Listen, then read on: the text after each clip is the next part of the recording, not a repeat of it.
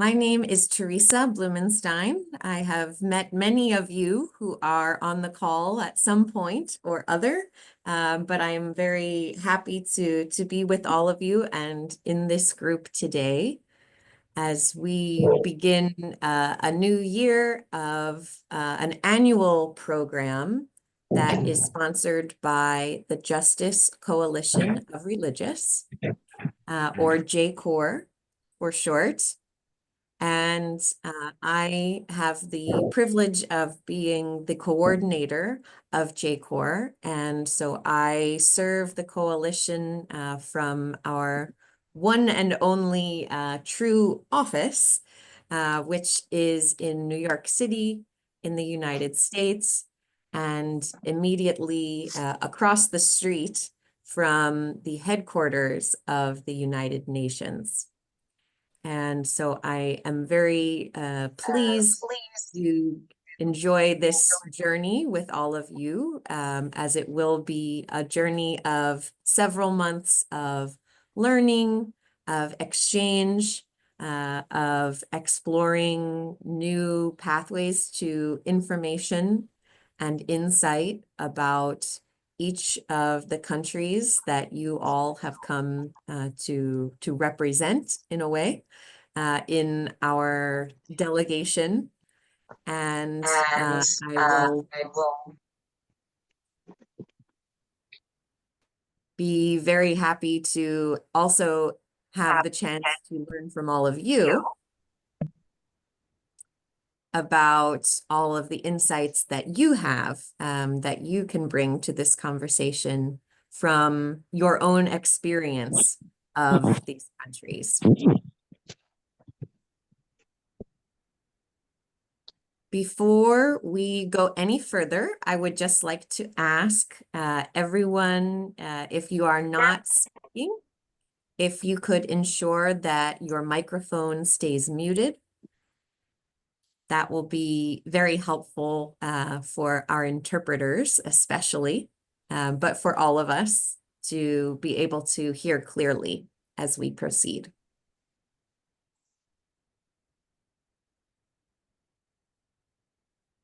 Thank you very much.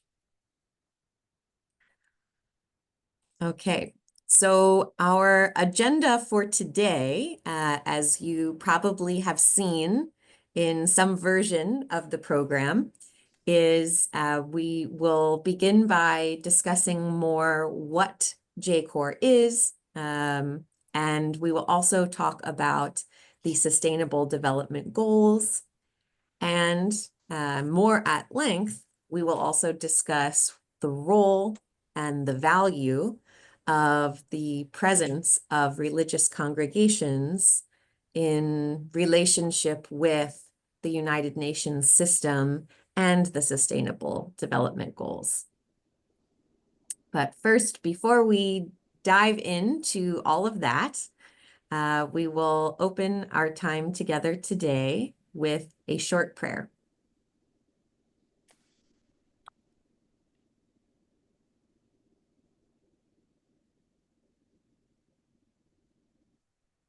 So let us pray. Gracious God, let our hearts be settled in you today as we celebrate the meeting of our many different paths and callings. Let us rejoice in the opportunity to become better acquainted with new partners and friends from many corners of creation. Let us be awake to your presence within each of them.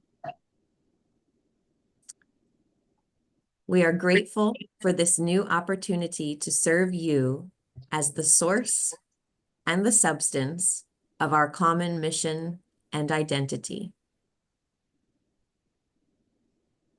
We are humbled to be entrusted with the service and promotion of social, economic, and environmental justice in our local communities and in our global community. Guide us in our efforts to collaborate and to change systems so that we may more effectively sow your generous light and love where they are needed most.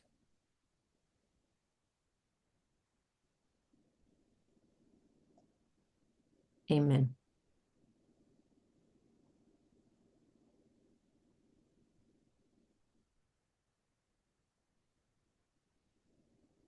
Okay, so now we return to the agenda. And I will say at the beginning of all that I regret to say that I will be doing a lot of speaking today, but that not every time we meet will be this way. And I look forward to future sessions when we are able to have more discussion and more of an exchange. But today will be a lot about introduction to set us up for the process and the journey from now through July and August even in our program together. I do see someone has raised their hand. So Neelam, do you have a question or a problem?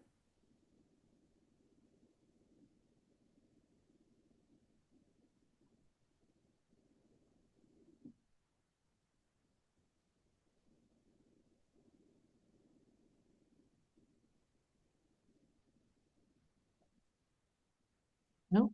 Okay. Hand went away. So I guess we will proceed.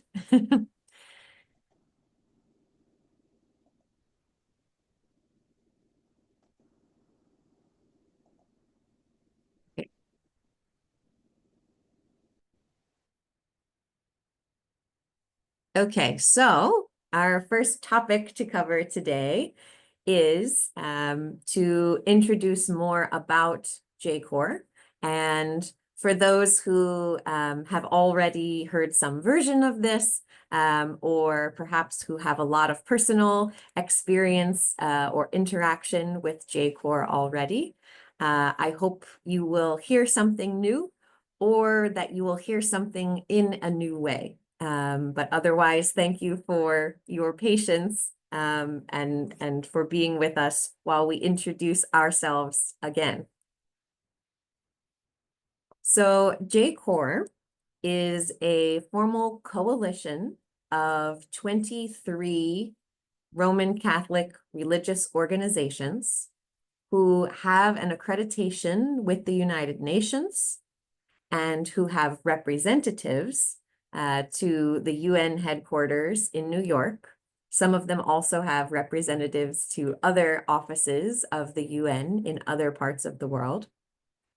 And all of them have a very important mission in common, which is a commitment to improving the well-being of people who are living in poverty or experiencing oppression, and also the well-being of our Earth, of the natural environment.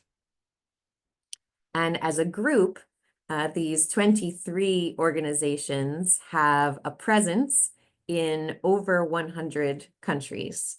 So truly spread across a huge portion of our planet.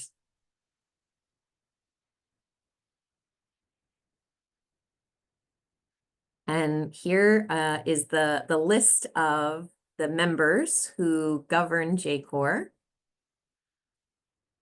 I'll allow a moment to search there through the list to see if you see your own congregation represented, or in some cases, some of you may see an organization name of which your congregation is a part, because a few of these organizations are in fact coalitions or groups unto themselves that are representing many congregations. And so some of those groupings, for example, we have the Dominican Leadership Conference representing quite a few different Dominican congregations. There is also, at the end of the list, 2 coalitions, Unanima International and Vivat International.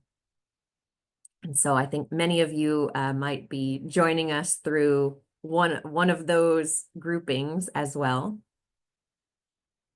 But something important to note about JCoR and the programs that we offer is that our education and our resources are always open to all congregations, not only those who contribute to governing the work of the coalition.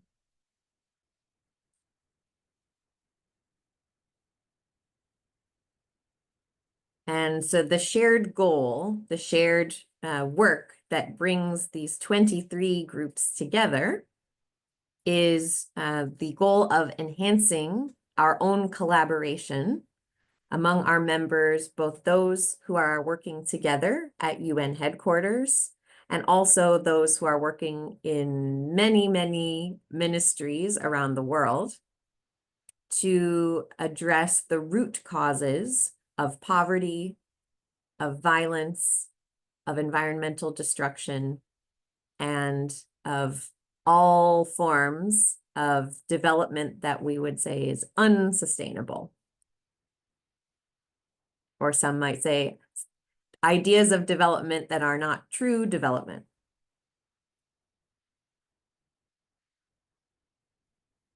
And there are quite a few ways to be connected and in communication with us as a coalition. One is for those of you who have a representative here at UN headquarters, you can reach out to them directly in their office to the UN. And we have a list available of many of the websites and other ways to be in touch with those offices. And so when all of these slides are shared with you, and they will be shared with you, then you can easily access the link there and follow the pathway to be in touch with your own representative and your own NGO office at the UN if you are not already in communication with them personally.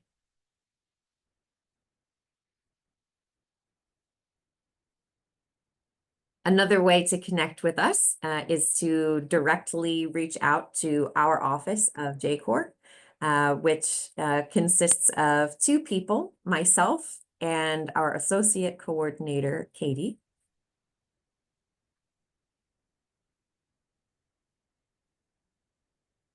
And one very important way to get a better sense of all of the different work that we do and the resources that we offer is to visit our website. So I want to highlight that in very big print for us. And that is a great resource and also a place you may want to visit throughout this program because we will continue to add all of the materials from this program over the course of the next 7 months. We will continue to add them there, so that will be a good reference for you. We also have a monthly newsletter that goes out, and when you get these notes, you can click on that link to subscribe to it if you do not already receive it.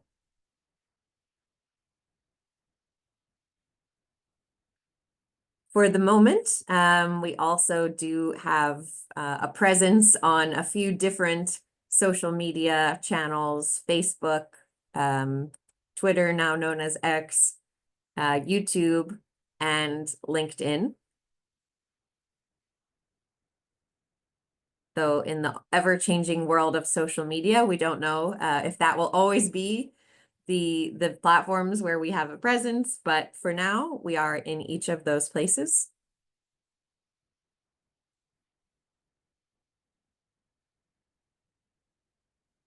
Okay, so after that very, very brief overview of what JCoR's structure is, we will get to say a little bit more about it as we proceed today. But I want to move on to another topic as we narrate more about JCoR, which is to speak about why these many congregations have a presence at the United Nations.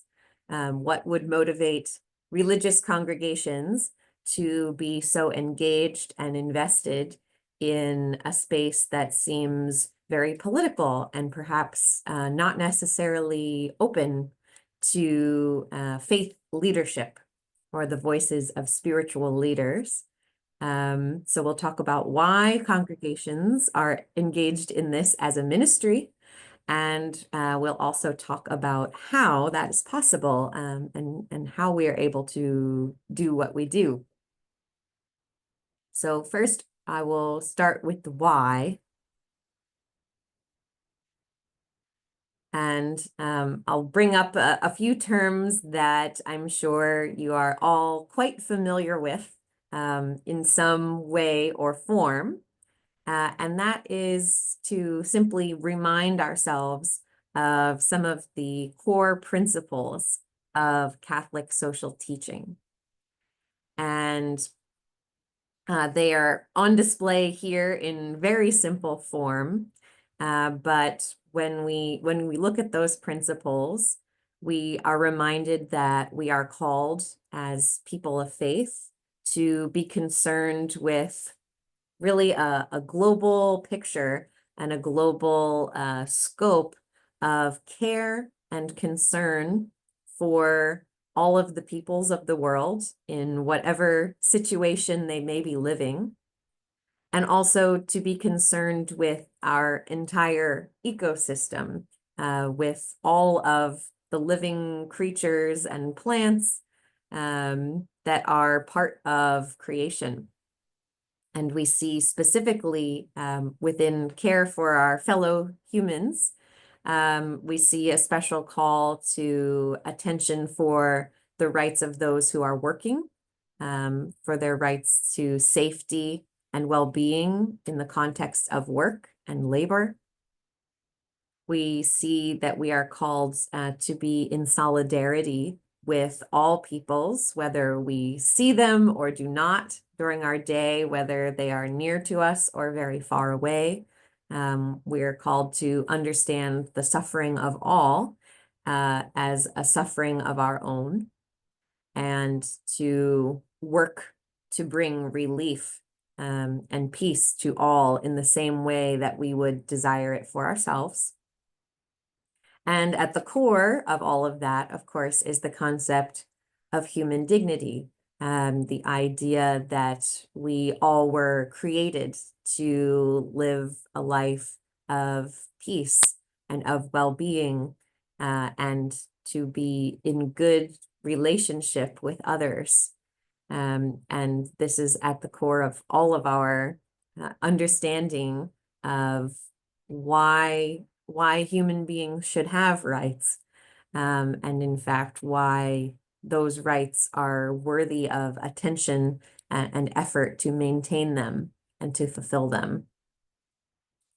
And to build upon the individual, of course, another principle is the call to family, community, and participation, which is to say that we are called not to exist in isolation, but to build healthy relationships and connections with one another, and to be concerned not only with those who are family and with whom perhaps we share blood, but also to ever expand our notion of family, and until we can include the entire human community, and to take an active role in the society of which we are a part, and to use our voices when we have the opportunity to ensure that everyone enjoys their human dignity, everyone enjoys their rights, and is in a state of well-being. And that means, of course, that we take up the concern for the poor, for those who are being excluded or pushed to the margins, and who are being oppressed or simply do not have their basic needs being met in the course of a day.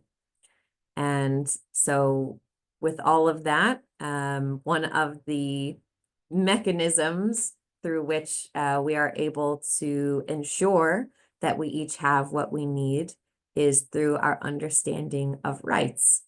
And the principle of rights and responsibilities, we understand that while every person has rights to the basic needs of life, to food and water and shelter, the opportunity to work and to rest, etc. There are many more. But while we understand everyone has these rights, we also understand that there is responsibility that comes with those, that we all have a role to play in ensuring that everyone is able to enjoy the rights that they have, that they are able to actually have those rights fulfilled and protected. And so we take up this call to responsibility for each other enjoying our rights through Catholic social teaching. And of course, then as we have become more and more conscious of in recent years, we are also called to care for creation. Our concern is not only with the human life, but with all life on our planet and protecting that balance and that harmony that allows all living things to thrive together. So with that history and that background behind us as a community of people who are part of Catholic Church or part of the Catholic community, we then turn our attention towards another sort of calling that was a document that was put together at the founding of the United Nations back in 1945, which of course was the UN Charter, or in other words, sort of the overall mission statement of the United Nations. And when we look at the text of this charter, we start to see, I think, quite a few common principles, areas of overlapping with our own set of principles and our own social teaching. And so I'll just read through a few of the key phrases that are in that charter, just so that we can have a sense of what the UN was really designed to do, what the UN's purpose really is at its core. So the charter begins, "We, the peoples of the United Nations," and I underline the word peoples there because it's very important to recognize the sense of ownership there is not, the UN does not belong to government. It does not belong to private companies or corporations. It does not belong to, the world's foremost experts in, say, arms or in peace building or in economics. It belongs to the peoples of the world who, through their government representatives, came together to form this entity, this space for talking and collaboration and building relationship. So important for us to always know that the UN belongs to all of us. It is a shared project of all of us. That's just the first line. So we will proceed. We, the peoples of the United Nations, are determined to save succeeding generations from the scourge of war, to reaffirm faith in fundamental human rights and in the dignity and worth of the human person, in the equal rights of men and women and nations large and small, to establish justice, to promote social progress and better standards of life,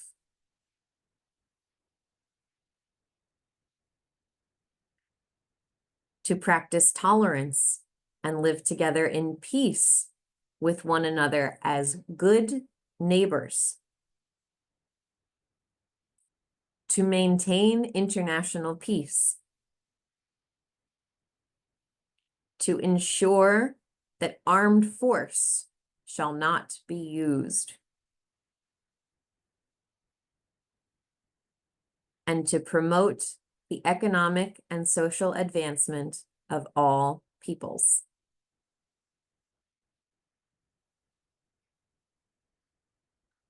When I look on some of those phrases, I think I see very strong Christian, possibly also Catholic, but also more broadly human principles that have been clearly asserted throughout that document in a way that communicates that from its very foundation, the United Nations was created for many of the same purposes that our congregations have been formed, for many of the same reasons that we come together as people of faith. It was to accomplish the very kinds of work, the very kinds of vision that we cultivate as people of faith and that we feel called to do as people of faith. And another place that we can see these faith principles and this social teaching appearing in the world of the United Nations is when we look at the human rights framework. And by human rights framework just includes essentially all of the major conventions and agreements and treaties that have to do with defining what the rights of peoples are. And of course, there's quite a large body of these conventions and agreements within the history of the United Nations.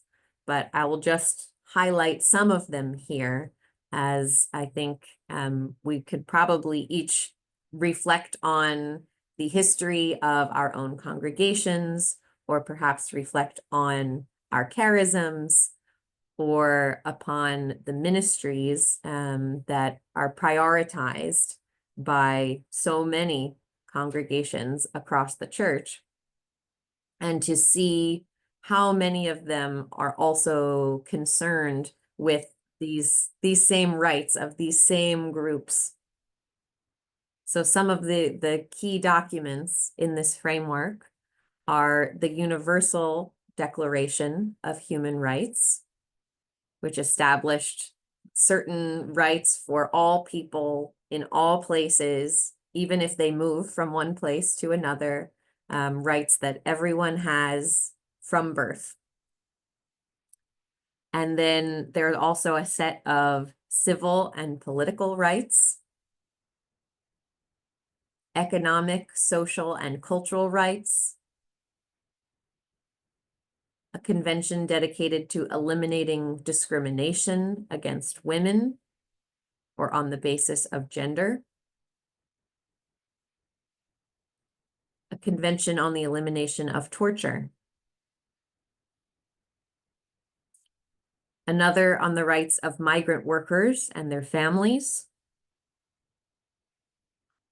another for persons with disabilities, another specifically for children in their unique position in the world and the unique protections that they require. And finally, one dedicated to eliminating discrimination on the basis of race.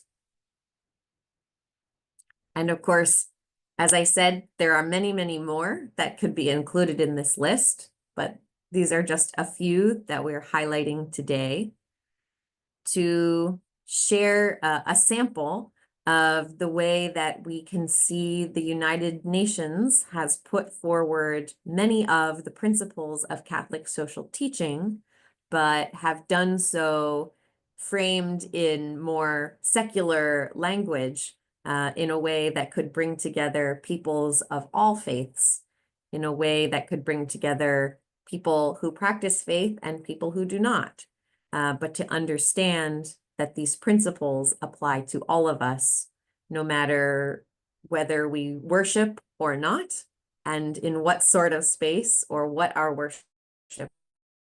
These principles are much larger than any one faith tradition or faith practice. And in much more recent years, which is to say in 2015, the UN adopted a essentially its agenda, for which every piece of the very complicated system of the United Nations system all connects and all is working toward achieving this one common agenda. And I think many of you on this call already have some familiarity with this agenda.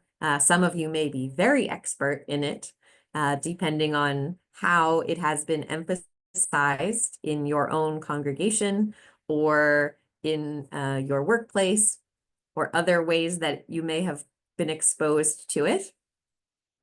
But you can see here, if it's not too small on the screen that you are using, this is a very colorful and comprehensive agenda in that it brings together 17 very big ideas, 17 very big objectives about what the UN feels are its priorities, what it feels we most need to achieve in the present moment.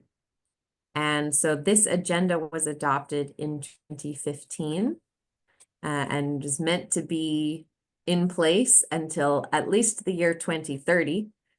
We do not know what will become of the agenda after 2030.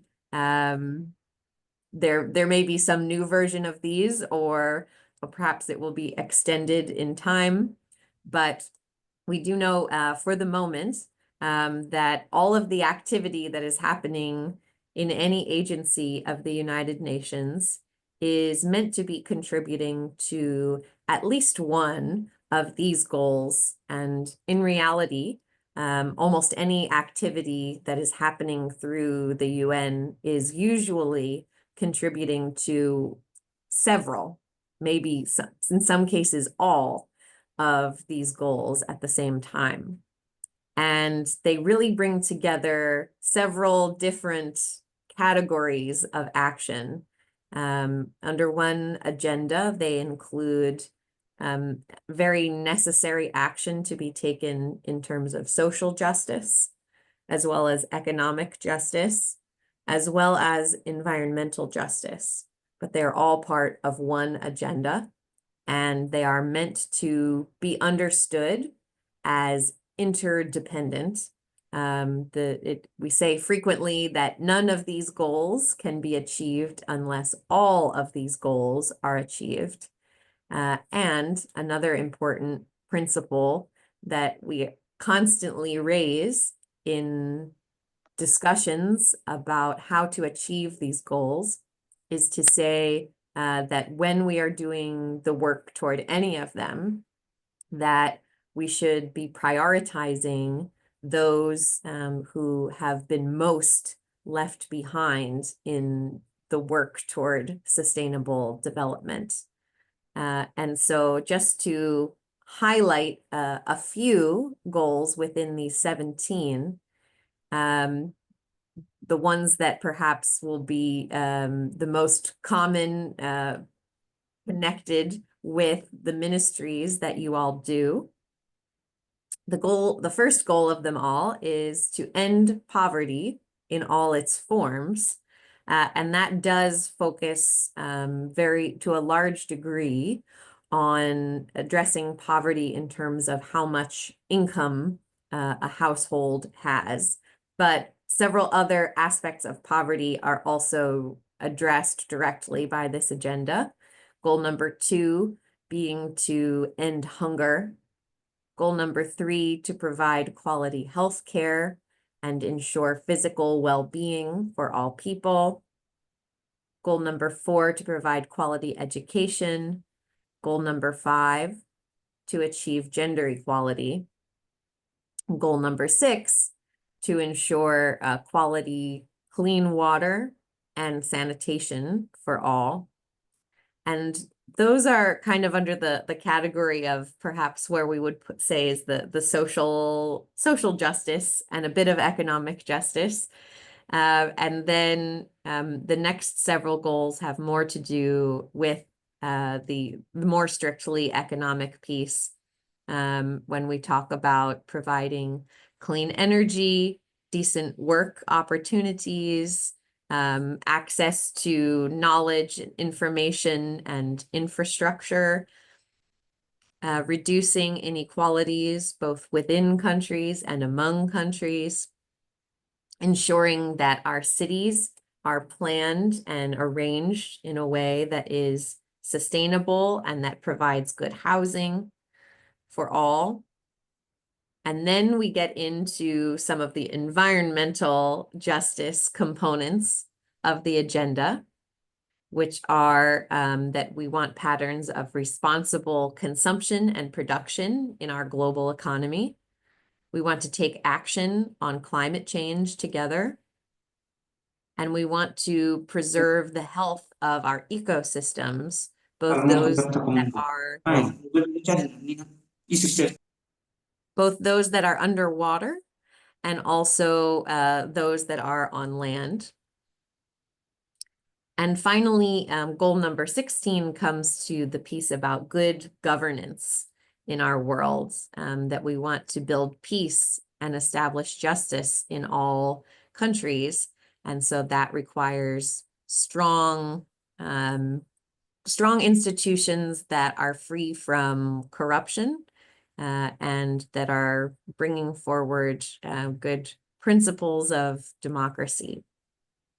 And then the final goal is kind of meant to support the rest of the agenda, which is to say that to achieve any of this, we need to engage in many forms of partnership. And that includes partnerships among governments, as well as partnership between governments and the people that they are governing. It includes partnerships among all of us who are not part of government ourselves, but who are active members of society and who have our own role to play.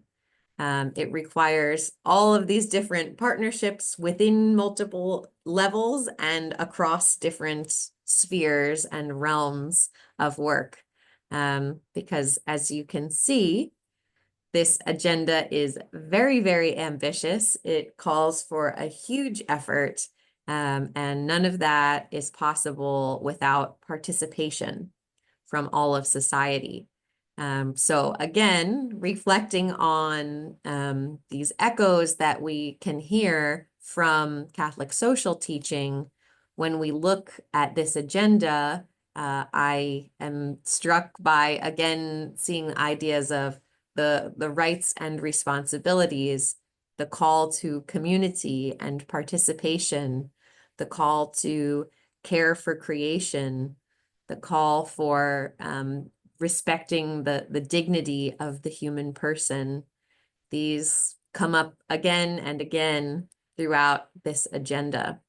And so for that reason, when I look at all of these goals together and I picture what the world would look like and how the world would be if we truly achieved all of these goals, I think this is the world that the church envisions also. This is, this is the kingdom. This is the city of God, that we are trying to be walking toward and that we are trying to build. But it's just in different language. And so sometimes I like to refer to this set of goals as the secular roadmap to the city of God.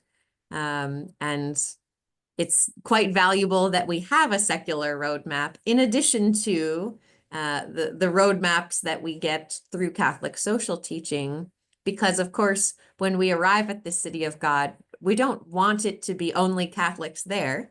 The city of God would include many people who are not receiving Catholic social teaching. It would include people from many different faith communities and backgrounds. And so there is a need for a map or a language that speaks more broadly and that brings together everyone from the whole planet and from every tradition to be involved in this work of building this city and moving toward this city together. So I just want to pause on each of these images for a moment because I want anyone who has not seen these goals before to just have a moment to take in some of these key ideas in your own language.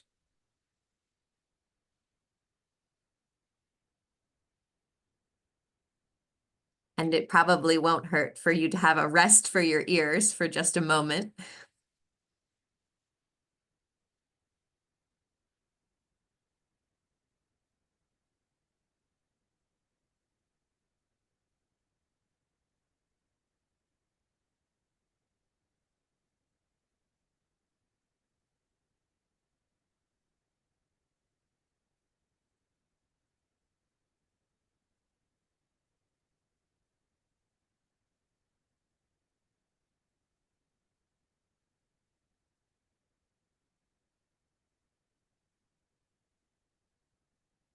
Okay, we will come back to those again, as I will ask you a little bit later to reflect on which of those goals are most closely connected, most closely linked to both your own ministry and to the charism of your congregation. So just to put that question in your mind now, but I will repeat it again later and invite you to share some of your reflections on that. But for this moment, I'm going to continue with this idea of why religious congregations are participating in the UN system. And so the next piece that I would like to introduce in answer to that question, why, is a few key statements that have been shared by both leaders of the UN system as well as leaders in the Catholic Church to share some of this alignment of mission between these two entities that may appear separate. And so the first important statement is from a former UN Deputy Secretary General. So essentially like the second highest ranking official in the UN system, who said, it's important to realize that there is an element of spirituality that is needed in what we do. This is essential, he said, in order to stop the trend of dividing humanity into us and them. And the most important word in the world is together. That's from Jan Eliasson. And then another helpful tidbit comes from Aza Karam and Matt Weiner. And Aza is a good friend to many of us who have worked here in New York at the UN.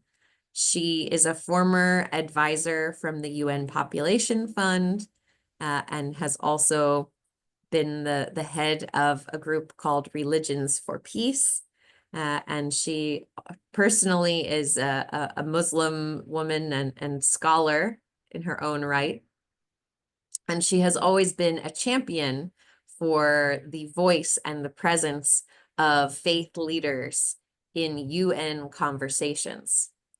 And as she says here with Matt Weiner, the United Nations and its agencies deal with a comprehensive range of issues that affect global communities.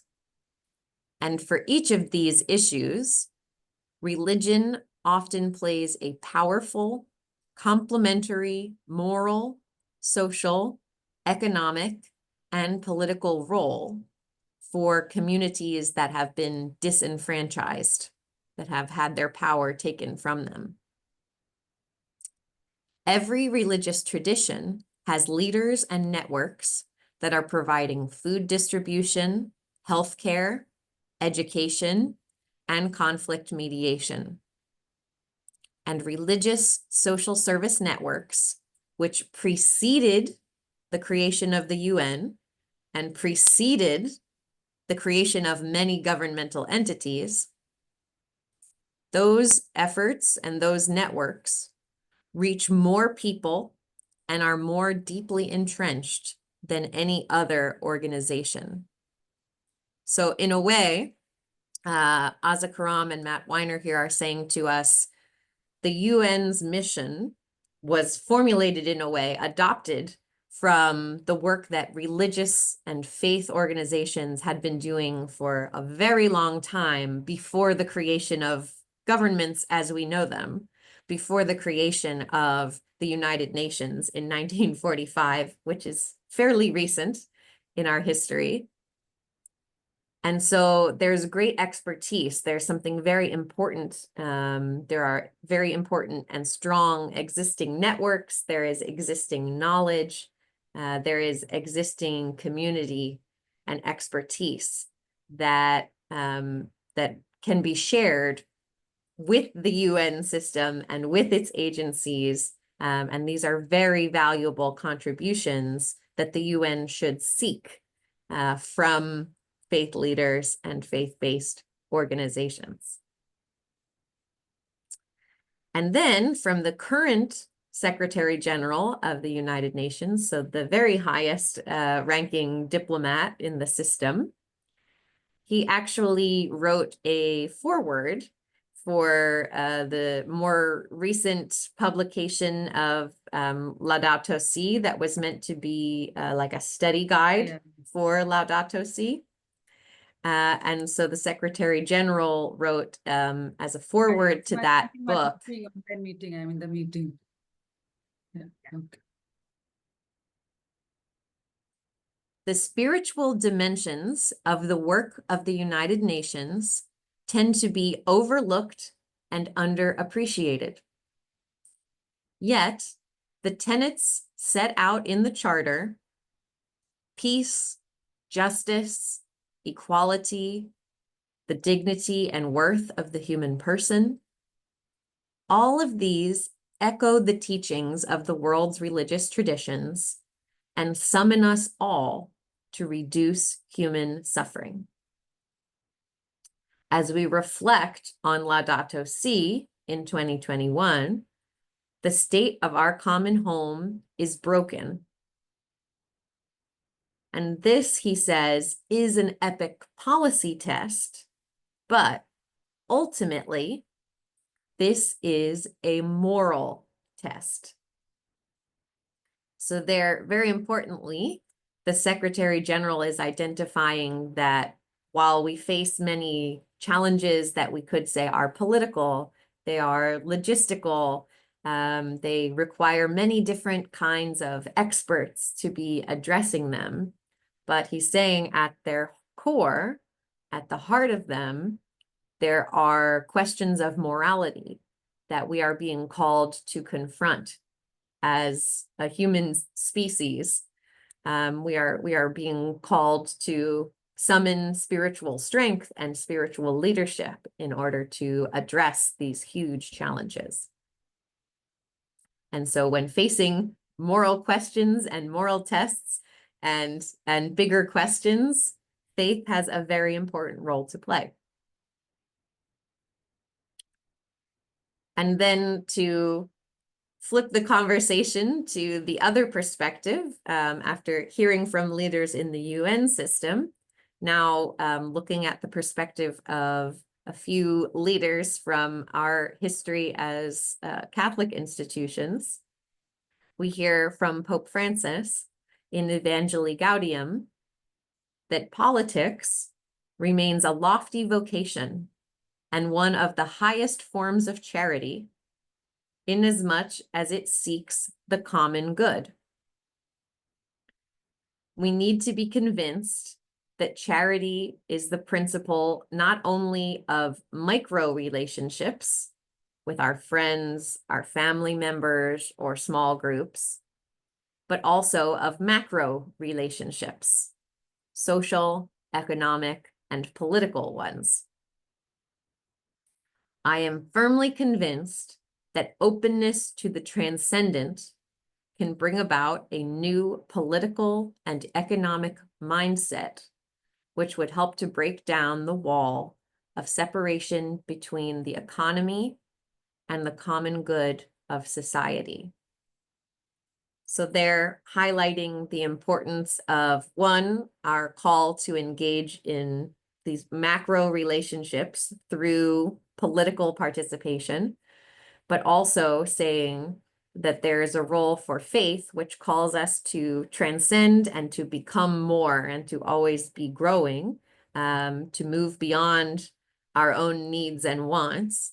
There's such a need for that in political conversation and political action. And so if we can bring that faith and that openness to transcendence into political spaces, we can create very meaningful and powerful transformation in our macro relationships and systems.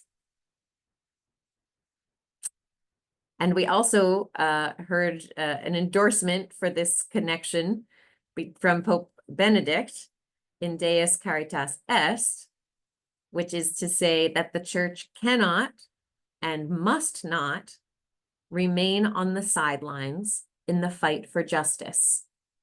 She has to play her part to reawaken the spiritual energy, without which justice cannot prevail and prosper. Efforts to bring about openness of mind and will to the demands of the common good is something which concerns the church deeply.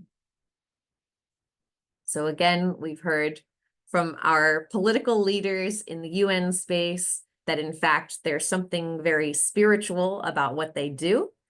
And now we've heard also from spiritual leaders saying, in fact, that we are called to political action, that there is a need for something very political in our spiritual practice.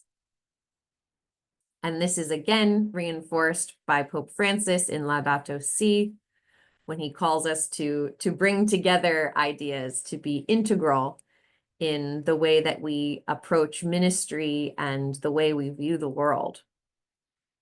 And he says, we are faced not with two separate crises, one environmental and the other social, but rather with one complex crisis, which is both social and environmental. And strategies for a solution demand an integral approach to combating poverty, restoring dignity to the excluded, and at the same time, protecting nature.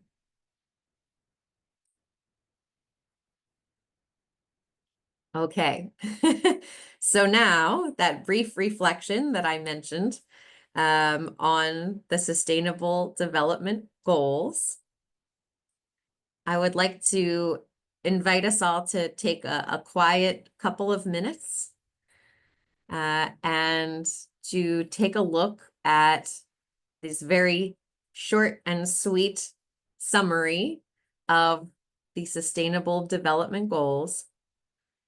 And I would like you to reflect and then share in the chat box, if you can, where in this agenda, which goals, number 1, number 10, number 13, whatever it may be, which of these goals seems the most strongly connected to your personal ministry, and which are most closely connected to the overall charism and the overall priorities of your congregation.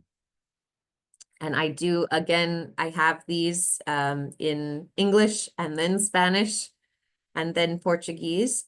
So I will continue to rotate through the images over the next couple of minutes so you can see the goals presented in each of those languages. And as you reflect, I invite you to share what goals you feel most connected to in the chat box. And that will have a couple of quiet minutes for that.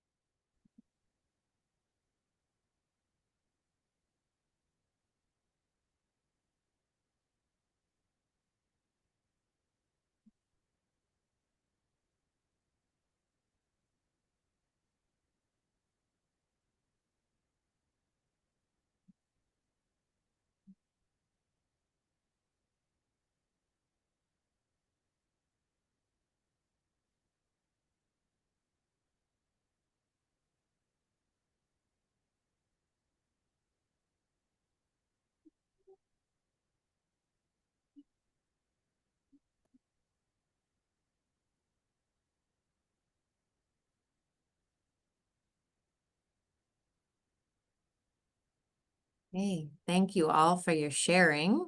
Looks like we cover the whole agenda in some way. Some of you have said your congregations are really working on just about everything. And even as a group, where we have 1 or 2 priorities per person, together we really cover the full agenda. And again, I love to take a moment to get your perspective on that question, because it is, again, one of those, I think, most beautiful and straightforward examples of the ways in which religious mission and faith-based mission are presented in a space that, and in a language that is available and accessible to everyone, us and those who are motivated by other faith traditions or who are motivated by a different framework for their principles. But we really see such strong connections and strong alignment in the mission that we are pursuing and the true purpose of the United Nations, which is not to say that as an institution, the United Nations is completely aligned with everything that we represent or everything that we hope to achieve as a community of faith. But it is to say that at its core, the big principles and the big ideas that motivate the creation of the United Nations and that motivate its continued work are very much ideas and goals and pieces of the vision that we also hold for our world as people of faith.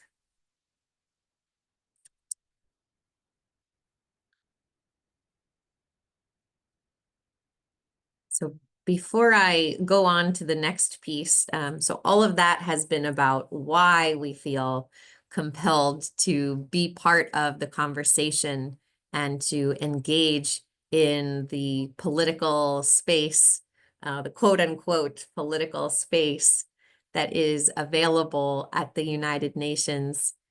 But before I go into talking more about how we do that and what does it look like for us to engage in that space, I wanted to pause for a moment and just ask if there are any questions or burning comments that anyone wanted to share, all of us who are here today.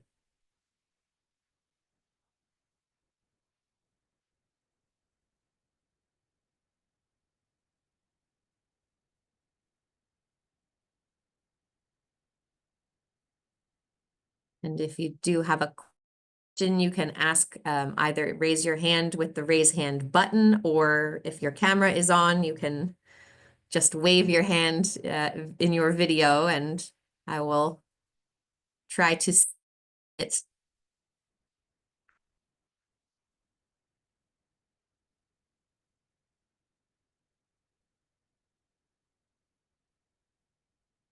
Yes, I think I see the hand of Barnabas. Creo que veo una.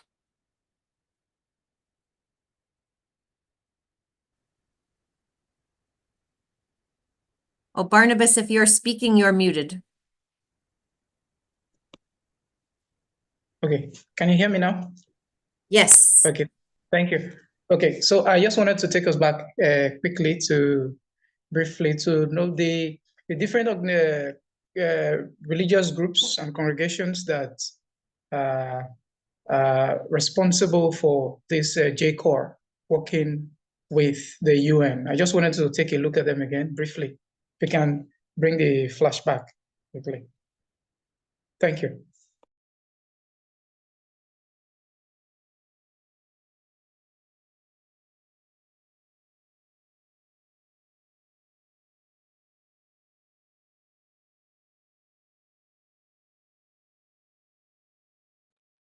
There we are.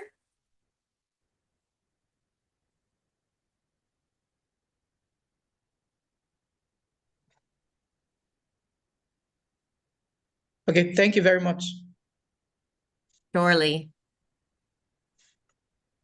Thank you. Thank you. Thank you. Beth, I see your hand. Go ahead, Beth. Levantada. Thank you, Teresa. And good morning, good afternoon, and good evening, everyone. It's so wonderful and beautiful to be here with you. I'm with the US-based Loretto community, and we are one of the organizations that played a role in helping found JCoR and are deeply grateful to be members of it. And I just wanted to note, just based on my 8 years now of experience, being a UN rep, is that one of the challenges with the SDGs is they're all interconnected in ever so many ways. And I've heard it said of the spirit, for example, it exists in the space between all the SDGs, right? Whether you see the logo with the white space in the background or the logo with the black space in the background, and that is where we operate and we weave our work. Now, I don't know, Teresa, if I could do a quick little screen share as well, but I think this image really needs to be part of our orientation today, because now only in my lifetime have we had this view of Earth from space. And when you look at this view, which of course happened to come up with North America on it, because when I did a Google search, that's what came up, probably because I'm based in the US. We see no country boundaries. We see no separation.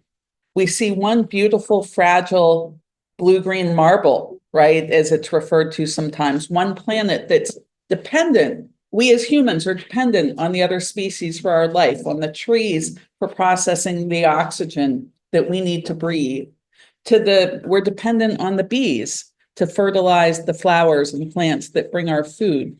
So we're just needing to learn also the language, and perhaps that's something we can all share this year, is how do we look at the language of interconnection and help promote that at the UN? That is also something that JCoR organizations have been involved with, is helping us learn how to talk about our context, our global context within which this work exists. So thank you very much, Teresa. Thank you everyone for listening and for being here. Have a beautiful day.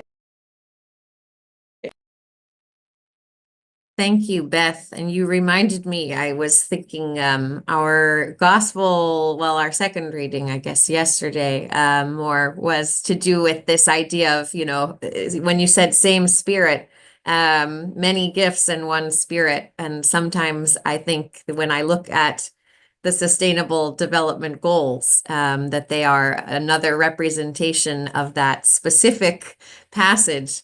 To say, each of us is contributing maybe over here and over here and over here in the agenda, but together they are achieving one larger purpose that serves all, and that weakness or illness in any part of the body is bad for the whole body, and health in any part of the body is good for the whole body. And so sort of that same idea, that image that was presented in Corinthians by St. Paul, is also the same principle we can apply to how we can understand that agenda, to say all of these parts are necessary, they're all working together, they're all contributing to this bigger picture of health. I saw the hand before of Oscar Arnulfo. Ok, voy a hablar en español.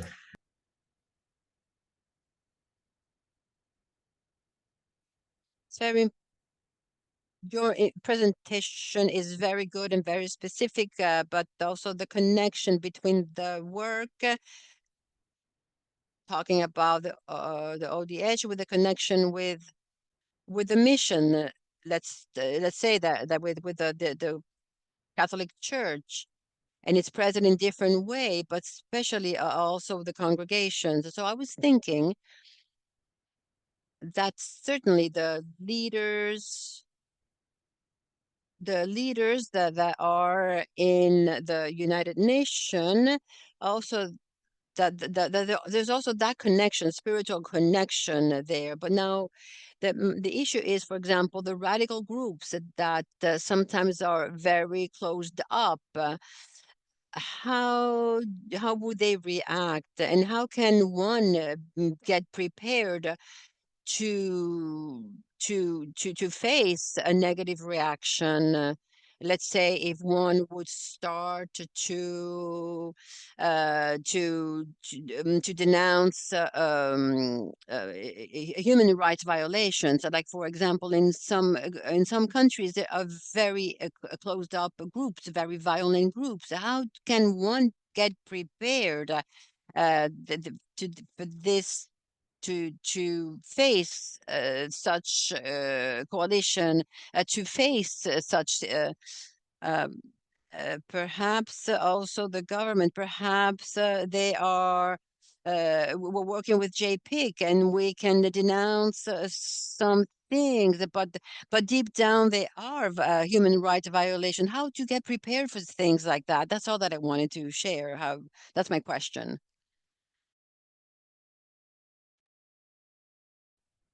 Gracias, Oscar.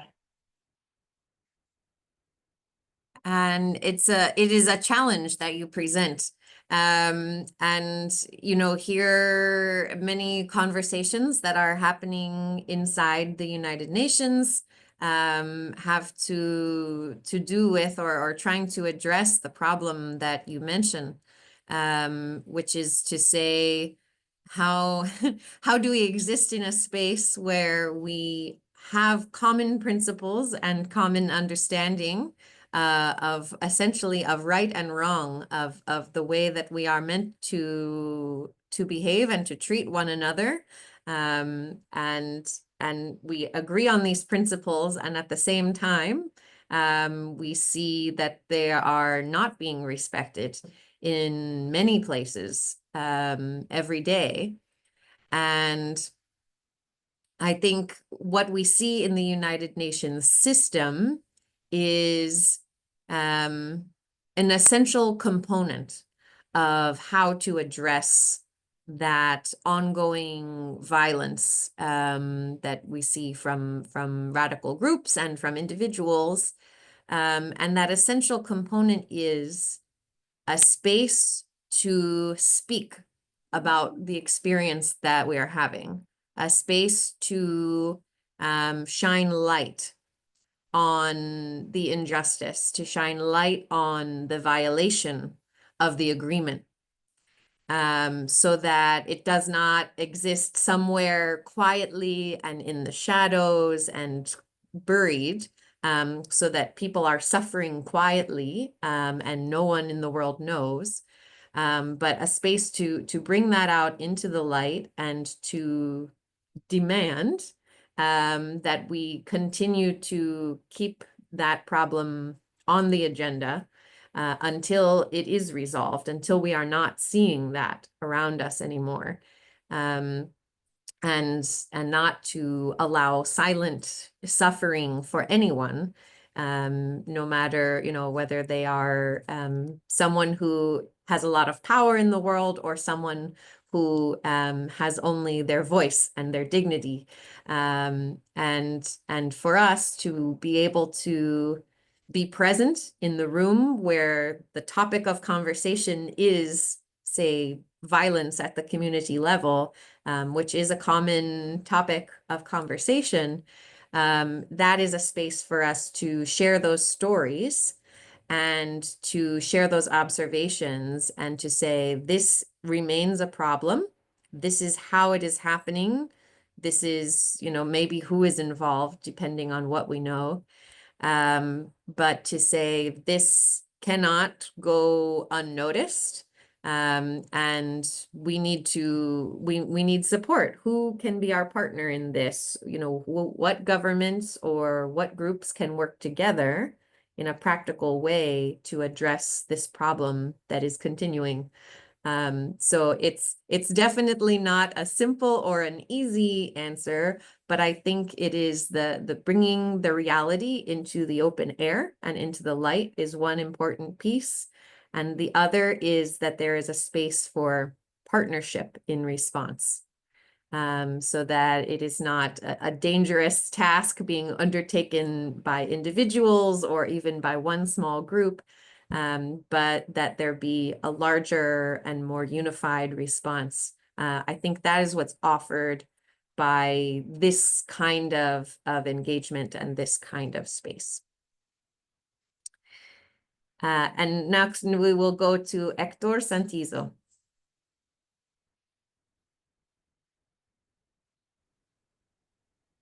I'm going to speak in Spanish, but also try in English. Well, first is, you know, the issue of going going back. I think that at the global level, I don't think that not only the congregation but the countries have not been able to articulate all of this, even the UN, and also the the going back also in democracy in the three countries that are most influential, US, China, and Russia, that they're going back in taking step backs with with democracy. I think the problem is the articulation of the groups. And obviously, it's not, I'm not being critical here, it's not a criticism, but have so many objectives is like a very big task. Well, they're going to be reviewed again because we are 5 years away. But it's like, it's very complicated. It's it's it's not articulated how to achieve one or two of these objectives.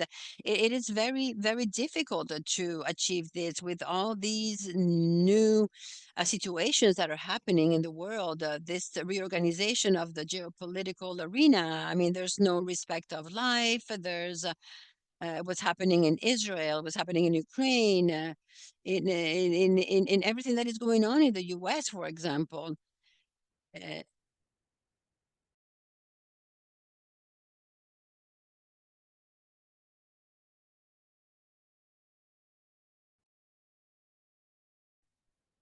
Gracias, Hector. Yes, I agree with what you are saying. The challenge is tremendous, and we do see sometimes the movement is forward and sometimes the movement is backward. And I think you gave several strong examples of what we could characterize as backward movement with regard to these goals and also to the larger principles that are meant to be the foundation of this agenda. And one of the positive things that I see that is possible because we shape this agenda at the global level, and because we pursue this agenda at the global level, one thing that is possible is that even when some of the big and powerful actors on the global stage seem to be moving backward, there is still a space for the larger voice of the people to come through and to say, to identify exactly what you have identified, to say, this is not the right direction. We're not going the way that we mean to go, that we want to go. And to create some resistance against that backward movement. And yes, the those who are moving backward may hold a lot of power, and so that requires a very large response and a very large resistance. I do think, however, that our continuous participation in the conversation reduces the harm that results when powerful governments make decisions that move us backward. It's important that we are in conversation and in relationship so that we can reduce that harm from moving backward and hopefully shorten the time until we are moving forward again. And that takes the shape of many different meetings and conversations and forms of resistance that happen both in this space and very much so at the national level and the local level, which we will discuss much more as we proceed through this program. Oh, sorry, I see we had a break in our interpretation, so just one moment while I correct that.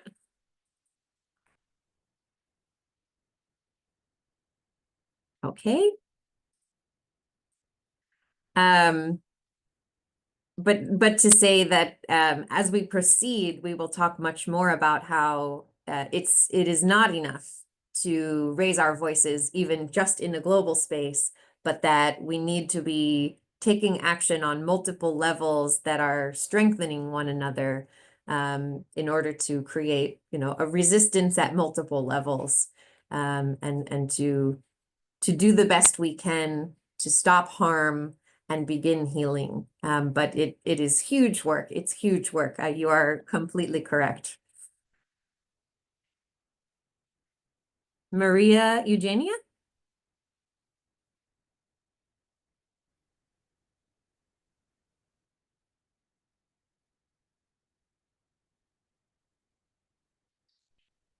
Hi, first, I want to say thank you. Thank you for having me allow my participation. I think it's very important. This space is very important. The work that you're doing is very important. And we know that the United Nations, it's not the state or they work with the government, but the diplomacy that they must have. Sometimes those are not the voices that we should have to denounce all this. So, as Teresa was saying, we have a very big mission, and I also see how the peers were saying there's still lots to do, a lot to do, what to do. And us as a region, we are here, front line to have a relationship with you, this communication, for the reports and all, all of that. I think it's very important. I think as the religious life, I mean, I was not formed. Don't have the knowledge to participate in a universal with a. But how can we have use this space to form ourselves and to be a voice to do something about it, and also because here in the front line, we are working, being financed from the agencies of the United Nations. We feel very used, and the bureaucracy for us at the regional level, it's not. I mean, I am not against this because I think that the transparency in the finance world is very important. But sometimes the bureaucracy that we have to be submitted to, it relates a lot more to numbers, to the rendition of numbers, than to indicators, and a lot of the human factor is lost in all this. So we end up working with with migrants, with refugees, and we start dividing everything. Everything becomes a profile, numbers, and then we stop realizing that these are human beings, they're individuals. So I think that the coalitions that could make a difference in the UN, as Pedro Casadave was saying, that we should always keep in mind that humanize the humanity, because it's like we keep going backward with the human rights. Thank you. Gracias, Maria Eugenia. Yes, you are quite right in that there is an important role for the measurement and the indicators, and those are important for accountability when we look at these goals, to be able to say to governments, how much progress have you made, and how are we defining the achievement of this goal? There's a very important role for numbers and indicators, but what we bring most often as members of civil society who are outside of government and who are working directly and in relationship with the communities that have been very negatively affected by our lack of achievement of the goal. When we bring those stories and those experiences, that is a different form of resistance, which is that is the motivation. That is what gives us a sense of urgency, that it is vital that we work quickly and work passionately toward achieving these goals. And that is motivating in a way that the numbers never will be. And so there's such an important piece to keep pressure through that motivation of real human experience, not only with just trying to reach some number by some date. And that is a huge value that can come from this global community.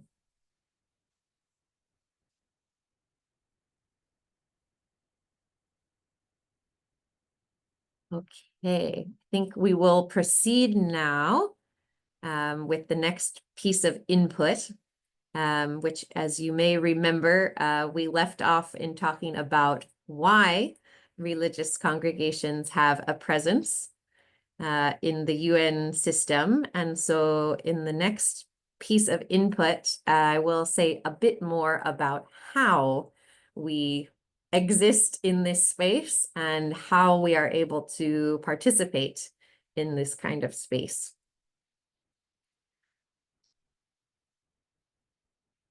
So one thing to explain at the beginning is to say that in the context of the UN system, religious congregations are understood as NGOs or non-governmental organizations.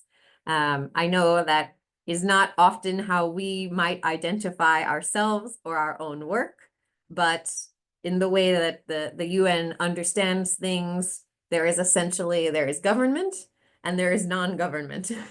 And so anyone who is not part of government itself falls under this banner of NGO. So I know we don't use that term for ourselves in many contexts, but that's how we fit in the UN. And so there are 30 of us NGOs who are representing over 200 congregations of Catholic religious women and men. And we have our accreditation largely through this piece of this simple map of the UN system, which is the Economic and Social Council. And through that, not only faith-based organizations, but several thousand, I think it's at least 5,000, maybe now over 6,000 different non-governmental organizations are able to participate in conversations and meetings that happen at the UN level. And so what accreditation means in practice is that we are able to participate in UN proceedings in a variety of ways, including making oral statements, submitting written statements, meeting with diplomats who represent governments, participating in many of the conferences that happen at the UN. We're also able to sponsor events and panel discussions and informational events that happen either inside the UN itself or somewhere in the neighborhood around the UN in several of the buildings that have meeting spaces. We are also able to make formal and informal recommendations on many of the new UN documents or agreements when they are still in the process of being negotiated. And we are able to submit reports and comments of our own when we want to be part of the assessment of the progress that nations are making on human rights, which often means, in fact, submitting reports on ways that progress is not being made or that is lacking.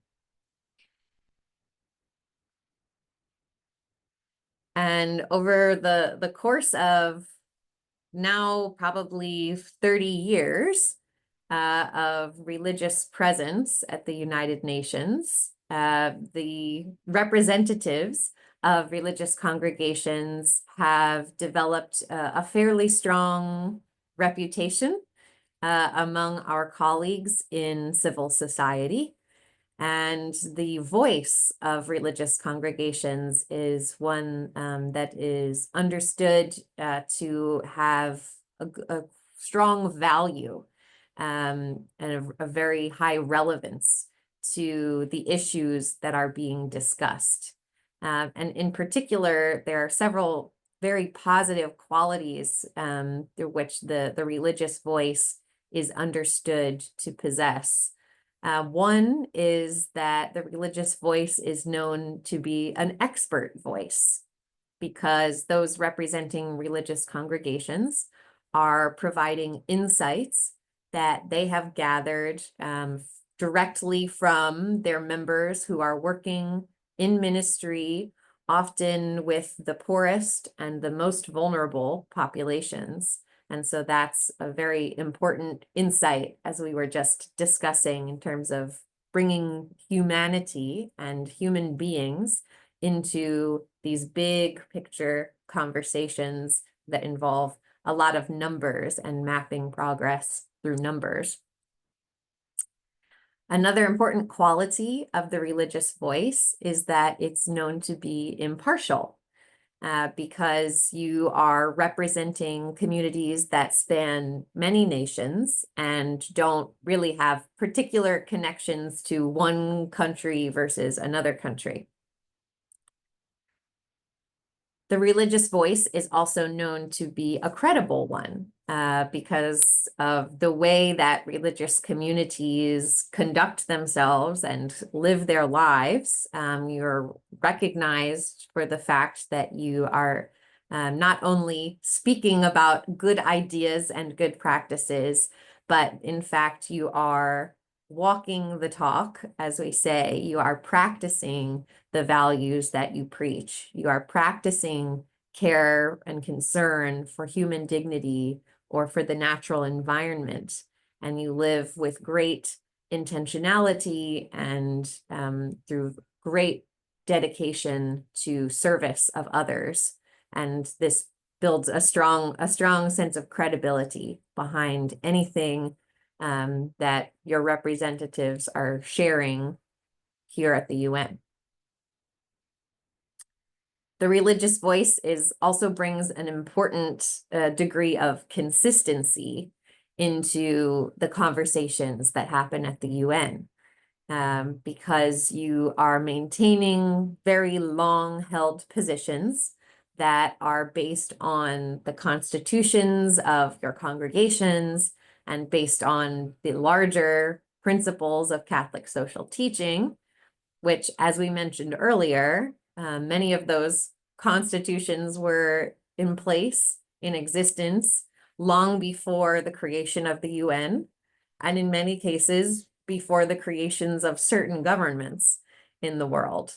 And so you're able to bring that important continuity and stability where we might see a government from one year to the next is taking a positive position on, say, the issue of climate change and response to climate change. And then there is a change of leadership, and suddenly that government takes a very different position. And so we feel the conversation is getting pulled forward and backward, but through the presence of religious congregations, that is always tends to be a persistent pressure that's always moving in the same direction and trying to bring more stability and consistency to what otherwise might be kind of a turbulent, ever-changing direction of conversation among governments alone. And finally, and very importantly, the religious voice at the UN has been one that is highly collaborative. Through the way that religious congregations are working together here at the UN is generally always speaking in groups, working with coalitions and committees, and in doing that, really modeling for governments how we would like to see them working together and prioritizing their common goals, the common good, ahead of their individual glory or power or achievement or credit. We are trying always to set an example for how we would like to see governments working together. And to speak to that collaborative piece,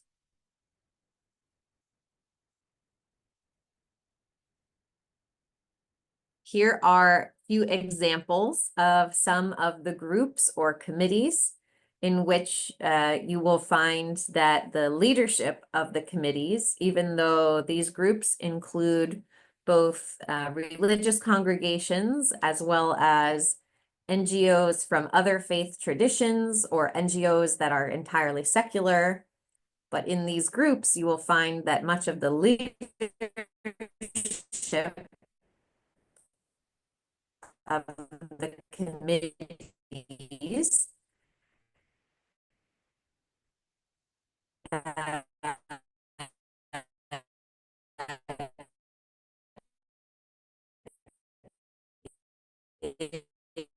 is usually relegation of religious for the religious voice in each of these groups, and areas appropriate funding and where those funds should come from.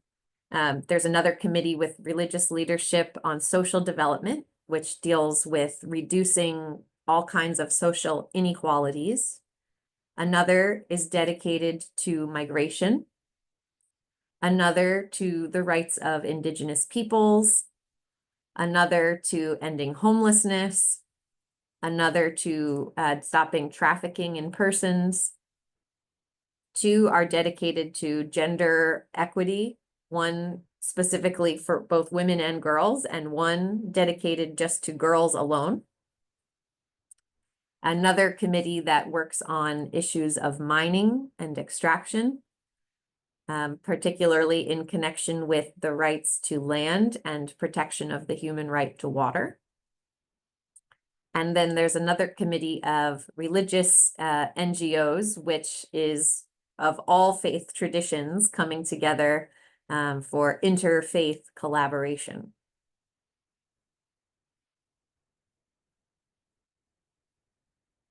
And so to transition a little bit back to introduction of JCoR itself, which is of course another way that religious are collaborating and delivering a collaborative unified voice at the UN. I wanted to share some of the bigger ideas that have brought us together as JCoR in this moment in time, which is to say that JCoR was formed as a response to what we see as diminishing numbers of vocations to religious life. And with that, a need to take more creative approaches to ministry that allow us to continue to represent our unique charisms and to draw on the richness of that, but also to strengthen our voice and our capacity for this mission that we have in common. And we also formed a coalition in recognition that the space available for the voices of us in civil society has become smaller and more restricted as governments have in many cases sought to kind of push the voices of civil society to the side, or just to bring them out to speak when it is convenient and helpful to the government. And so that represents for us and need to be more strategic in how we use the space that is available to us, how effective we are with our words and our opportunities to bring in the experience of the peoples. And of course, as we discussed earlier, the adoption of the Sustainable Development Goals was a major call to action for us, because we saw here in the goals an agenda that connects in a very strong way with the work of religious congregations, an agenda that we can connect with and that we contribute to regularly. But we also saw in this ambitious agenda that unless we were participating in monitoring progress toward achieving these goals, we would not expect to see that progress be achieved. That we would need kind of eyes on government from each country where we have a presence in order to really keep up the pressure.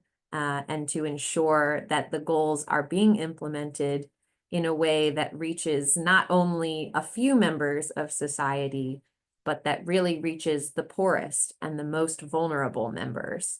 And so since we have these existing relationships and existing presence in so many countries, we are in a very good position to be part of that effort of monitoring progress and naming where we are not seeing progress.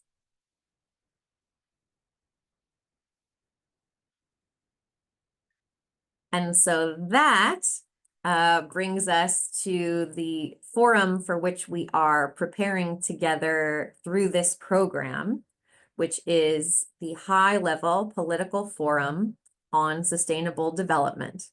And you will hear me for the next several months refer to this forum as the HLPF, just for shorthand, because the name is so very long.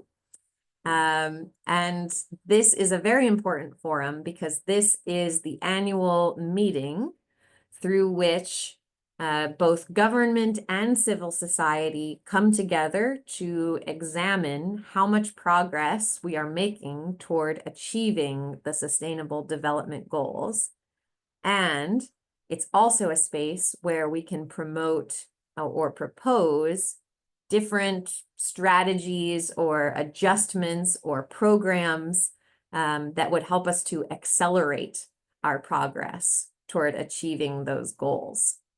And so it's a very prime opportunity for us who have eyes and hands in so many countries in the world to be able to bring our insights into the conversation, and also to be watching and listening to the way that our own governments are presenting the reality in our countries, and to assess whether that presentation really tells the whole story, or whether it's really missing a few essential pieces that we are able to provide. And so for that reason, this forum is one that we give a lot of attention to, and is the reason that we have called all of you, because your governments are specifically the ones who are going to be making presentations at this year's forum.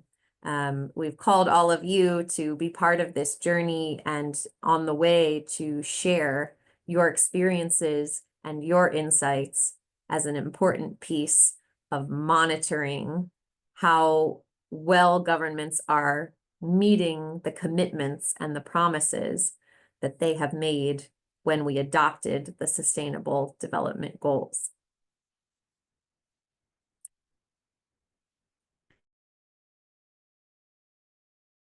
We are running short of time, so I'm going to proceed immediately to an overview of the rest of the program.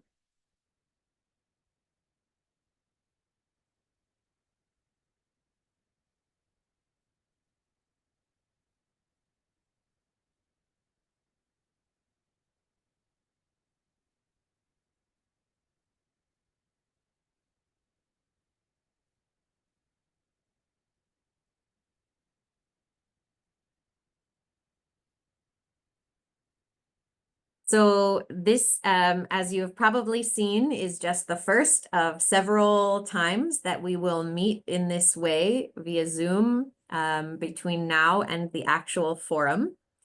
And so you can see the schedule of dates here. We will always meet at this same time. So whatever the time is for you today, it will be the same throughout the program, with an exception for those who experience a change in their clocks in the month of March. We will have a change, but everyone else will stay the same. And again, all of these slides will be shared with you, and they will be shared in English, in Spanish, and in Portuguese. So do not worry about kind of copying down all of the details. You will have it all in writing in your mailbox. And then in addition to the calls that we will have as a whole group, as a global group, we will also have a few opportunities for you to connect just with those who are in the same region as you, the same global region as you. And so the first of those will be in the next couple of weeks. We will have a call that is really just an opportunity to meet and to get to know one another within the same region. In case you have not met, but maybe you are neighbors, and just to learn about each other and the ministries that we are doing and the groups that we work with. And then in the months of February, March, and April, there will be a forum in each of your regions that is organized by the UN. And it happens in person, but usually there is at least some component that you are able to follow or watch by going online. And so you will each be invited and given the necessary information to try to follow the forum for your own region, your own regional forum on sustainable development. And so you can see here at the top of the page, these are the dates for each region when that forum will be occurring. And then finally, much later in the program, in late June and early July, you will have another opportunity to connect just with those other delegates in this program who are from your region, and to do some analysis and discussion together about the report that your own government has presented on progress toward achieving the SDGs. And so all of those will be kind of planned for a date and time that is suitable to those of you in that region. So we will schedule all of those via email based on when those in your group say they are available. So there will be an email about that as well. And then in between all of these calls, you will be receiving emails from me. Some of them will include questions to reflect upon, or in some cases, little assignments, little actions to take between calls. You will be encouraged to connect with some of the other groups and the other ways that people are organizing from your own country.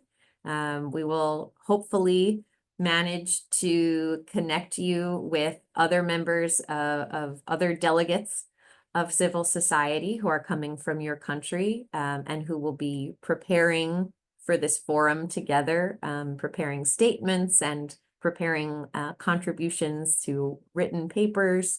You will be invited to pursue those things as well. And all of that detail will be provided during our next call together, but just to make you aware that those invitations are coming. And if you ever are not able to join a call at the time that we are having it live, You are asked to view the recording afterward and to be sure that you're aware of whatever task or action item is emerging from that call. And again, I will share the recordings will be available in English, in Spanish, and in Portuguese. And the notes will also, or the slides rather, will be provided in those 3 languages as well. So that should make it easier to return and review if you miss any of the calls. Then the forum itself will actually happen in the middle of the month of July, the 14th to the 23rd. And at that point, you will be encouraged to follow online as much as you can, because most of the forum is live streamed on the UN website. And in particular, you'll be encouraged to watch when your government is making their presentation, which is only about 10 or 15 minutes, very brief. You'll be encouraged to watch that video in particular so that you can review and do some analysis on that presentation. And there will also be invitations to join many other events that will take place during those weeks. But the one that will encourage the most is just being sure that you see your own government's presentation. And building on all of that, the true kind of culmination of this program will be that you are each asked to join what we call the SDG Lab, which happens the week after the forum. And this is a space that's just for us and our network of religious congregations and our partners and our friends to kind of do some reflecting together and some debriefing in a way on the experience of the forum itself, of the reports that our government submitted, of the presentations that our governments made, and to offer our own review and our own analysis to share with our community. And so there will be a series of 5 different calls that will consist of this lab. And each one will be dedicated to a particular sustainable development goal. And that aligns with the 5 goals that have been selected as the priority or the main focus of this year's forum.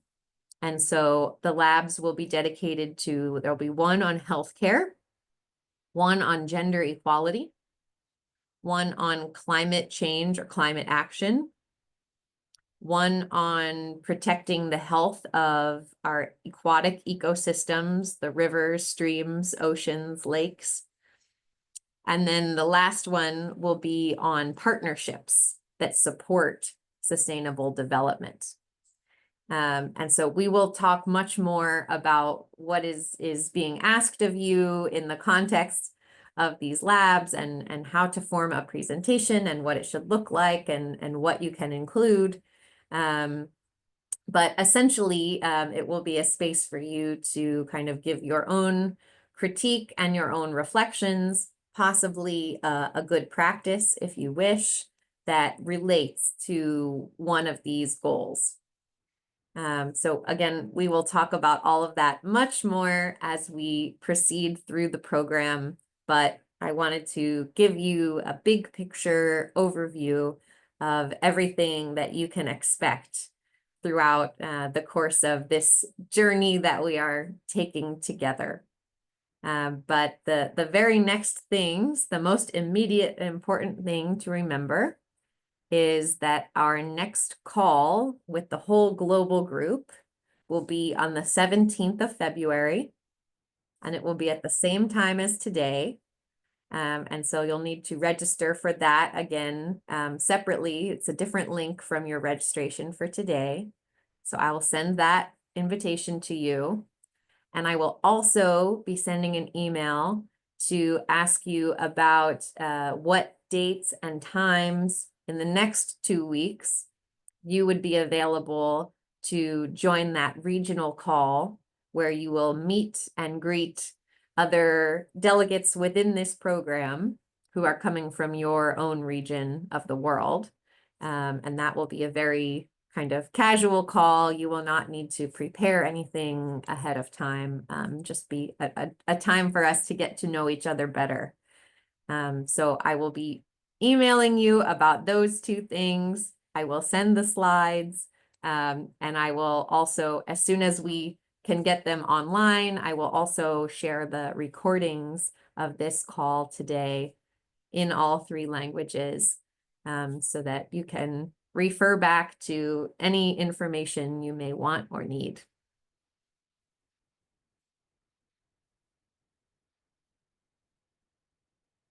All right. I apologize again for how much information I had to give today, and that I did so much of the talking. But are there any questions before we go about anything that was just shared, or what you need to do next, or what you can expect from me?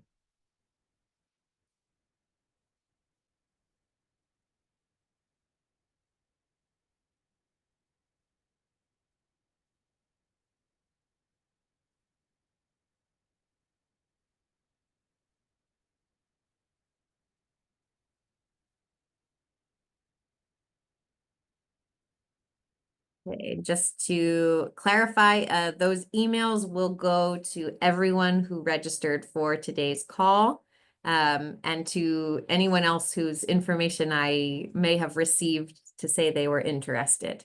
So yes, you will all get all of that information, all of those resources.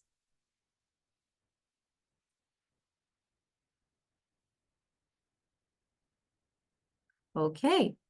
Well, I don't see any other questions, so I want to thank you all very much for your precious time. Thank you for being here to be on the first step of this journey. I will keep referring to it that way, because that is how it always feels to me.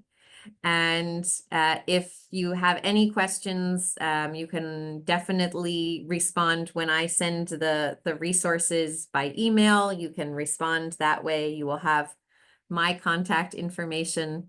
And I'm very excited to begin walking with all of you. And we will continue for the next few months. And please, if you have any other members of your congregation in your country who would like to join, please invite them. They're welcome. There is still time. And the sooner they join us, the better. So please encourage them. Thank you all very much.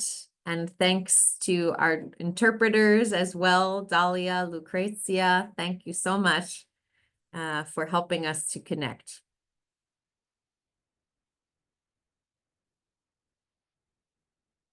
Thank you all, and see you soon.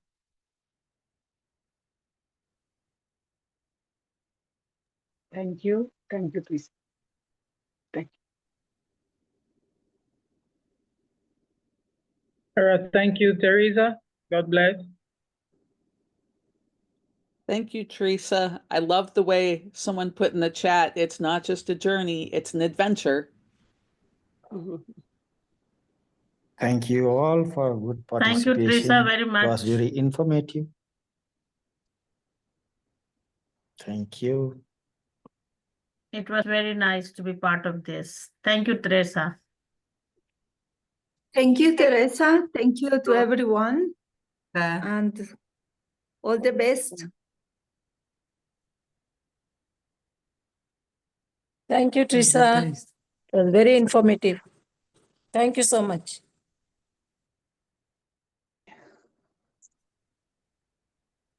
Okay, thank you.